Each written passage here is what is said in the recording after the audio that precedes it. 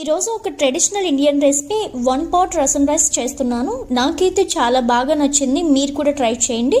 దీనికోసం ఒక బౌల్లో 1 కప్పు దాకా బియ్యం, అరకప్పు దాకా కందిపప్పు, 4 టేబుల్ స్పూన్ల పెసరపప్పు వేసి శుభ్రంగా కడిగి వాటర్ వేసి పక్కన నానబెట్టేసుకోవాలి.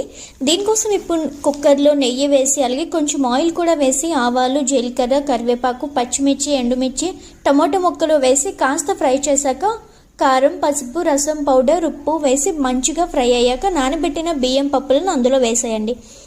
మొత్తం అంతా ఒకసారి కలిపాక ఇప్పుడు అందులో 1 గ్లాస్ బియ్యం, 1 గ్లాస్ పప్పుకి నేను ఇక్కడ 5 కప్పుల నీళ్లు, 1 కప్పు చింతపండు రసం వేసి మూత పెట్టి 4 నుంచి 5 విజిల్స్ వచ్చాక స్టవ్ ఆఫ్ చేసి కొత్తిమీర వేసి అప్పడం పాపడ్తో కలిసి తింటూ ఉంటే టేస్ట్ అద్దరిపోతుందండి.